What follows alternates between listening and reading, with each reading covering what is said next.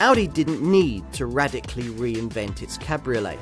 A few tweaks and updates on the existing theme were always going to be sufficient to prolong its stay near the top of the premium drop-top sector. It's now based on the A5 Coupe rather than the A4 Saloon, with the extra wheelbase being put to good use in boosting practicality. A hood that lowers in 15 seconds, a 380-litre boot and a range of impressive engines are the highlights. For a certain kind of customer, the combination of the Audi badge and a pretty convertible body shape seems to be difficult to resist. We saw it with Princess Diana and her Audi Cabriolet in the early 90s, then again with the handsome A4 Cabriolet that dominated the executive drop-top sector in the early years of this century. Here we've got that car's successor, the A5 Cabriolet, still beautifully built and lovely to look at, but now an even more accomplished way to enjoy the best and the worst that the British summer can offer. Though all Audi A4 and A5 models are pretty much the same under the bonnet, Audi's A5 line has the more dynamic coupe and sportback body styles, so is a better fit for this cabriolet derivative. Despite that, it doesn't feel markedly different to the A4 Cabriolet it replaced. Fortunately, that's not something that will bother many potential buyers too greatly. The old model may not have been the best car to drive in its class, but it was the nicest to ride in, spacious and good looking. No change there then. Weight climbs by 200 kilograms over the equivalent coupe model, so it's just as well that no A5 Cabriolet is short of power. Still, even this entry-level 2-litre TDI 170 PS diesel makes 60 in just over 9 seconds. That's just under 2 seconds slower than the 211 PS 2-litre T petrol model that can also be ordered with Quattro 4-wheel drive.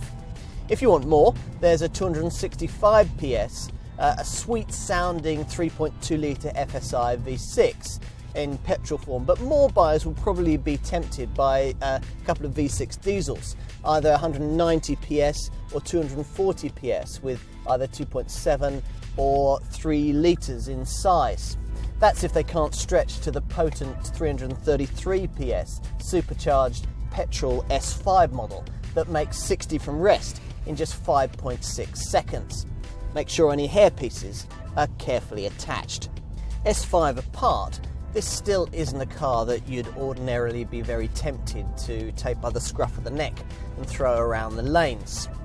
But there are important handling improvements over its A4 Cabriolet predecessor, thanks to Audi's clever 5-link suspension system and more dynamic drivetrain settings which see the front axle move forward for better weight distribution and a more engaging driving experience.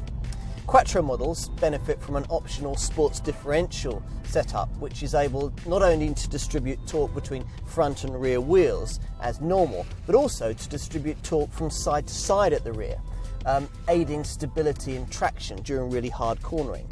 All of this is welcome, and in the S5 Cabriolet creates a surprisingly accomplished driver's car, well able to give BMW's M3 convertible a run for its money. Humbler A5 Cabriolets, though, work best with standard suspension in standard spec. Opt to pay more for the Sportline variants like the one I've got here, and you might find the ride a little on the firm side, an issue only partly solvable by paying even more for Audi's Drive Select system, which enables you to choose between softer or more responsive settings for the suspension and the steering. But why bother? If you want a sports roadster, buy a TT. This A5 Cabriolet has really grown out of all of that, but it's still a car that you can enjoy, rain or shine, or even if the weather's intermittent, thanks to the way that you can put the roof up or down at speeds of up to 31 miles an hour. The styling of the A5 Cabriolet is clearly derived from the classy A5 Coupe. The understated bodywork hangs together with assured elegance and looks the part whether the roof is up or down. But this car needs to be practical too, otherwise you might as well have saved a few thousand and bought Audi's TT Roadster. Space, though, can be a touchy subject when it comes to convertible cars, particularly those with trendy metal folding roofs. Measures taken to accommodate the party piece top often have an undesirable knock-on effect when it comes to rear seat legroom or boot space. To help combat this, Audi made two key decisions in developing this car. First, that it would continue with the fabric roof that would preserve both its good looks and its status as one of the few cabriolets with proper space for 4 people and their luggage. Second, that they would base it on their A5 Coupe with its extended wheelbase, rather than the A4 Saloon used to create this car's predecessor. Now the results are impressive. There's room for a couple of fully sized adults in the back. Those 6-footers won't want to join you for longer trips. Now the boot is bigger than you might expect too, accommodating a best-in-class 380 litres when the roof is up and 320 litres as now when the roof is down. Now compare that to the 350 litre and 210 litre showings you get in a comparable BMW 3 Series convertible. You can extend your luggage capacity still further by pulling on these levers and flattening the rear seat backs. At the wheel, there's the usual classy Audi cabin, enhanced in this case by lovely touches like this belt buckler that hands you your seatbelt over your shoulder once you're comfortably ensconced behind the wheel. Now as for the roof, well, it's pretty much as refined in here at cruising speeds as it would be in a metal folding top convertible, thanks to the way that Audi has combined sound deadening foam between the inner and outer layers of the fabric top. You can go a stage further and specify an acoustic roof that's standard on plusher versions, and you can even more improve the travelling environment by shielding yourself from buffeting by putting the optional wind deflector across the back seats. Now the roof itself goes down in a super fast 15 seconds, and you can put it up again in just 17 seconds once the sunshine comes out again. In fact, there's no real excuse with a roof this flexible for Audi A5 Cabriolet owners not enjoying the best of the sunshine. List prices suggest that you'll be paying somewhere in the £30,000 to £43,000 bracket for your A5 Cabriolet, with the premium for its relative extra practicality over an Audi TT Roadster with similar power being around £2,500. If you want your A5 Cabriolet to come with Quattro 4-wheel drive, you'll need to allow an extra £1,500 over the basic cost of either a 2-litre T petrol or 3-litre V6 model. Now, these V6s are priced pretty comparably with BMW's 3 Series convertible, but if you're going for the entry-level 2-litre T petrol A5 Cabrio, then there's a useful saving to be made over the 3 Series, maybe as much as £3,000. There aren't really too many other alternatives.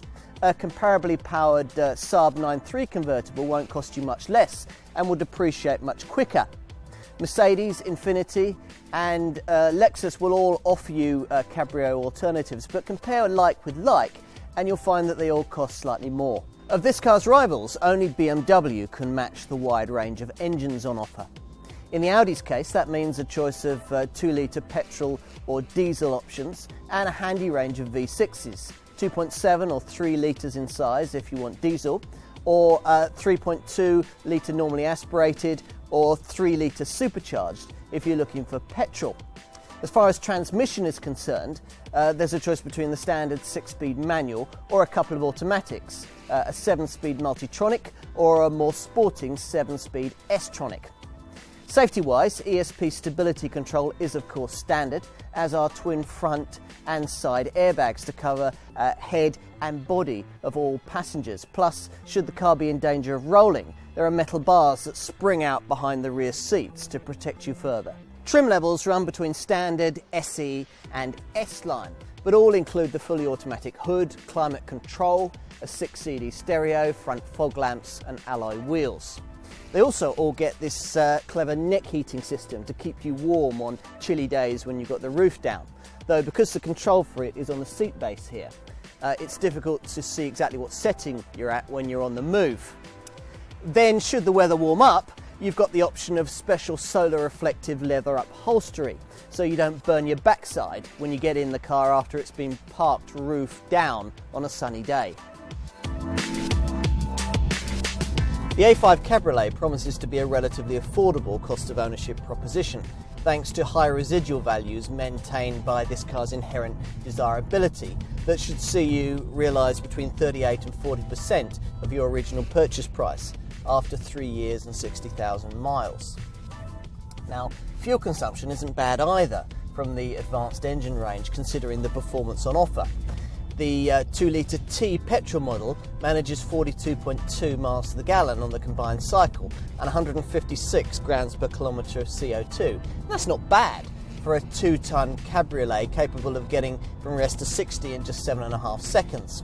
Even the tarmac shredding S5 supercharged model manages over 29 miles to the gallon on the combined cycle. Now, insurance groupings range between 17 and 19. Many A5 Cabriolet customers will have decided that they want one of these long before they take a seat behind the wheel. The Cabriolet line has become something of an Audi icon, and there will be no shortage of people who love the cool Audi brand image and are willing to sign on the dotted line simply because this is the latest instalment. Even if you're viewing things a little more objectively in your search for an executive class convertible, it's still very possible that you might end up behind the wheel of one of these. After all, it's arguably the best looking car in its class still, and almost certainly the most practical for both people and their possessions. Factor in the stylish interior, the expertly engineered fabric hood, and a tempting range of thrusting engines, and it's hard to escape the conclusion that this remains the premium convertible that others have to beat.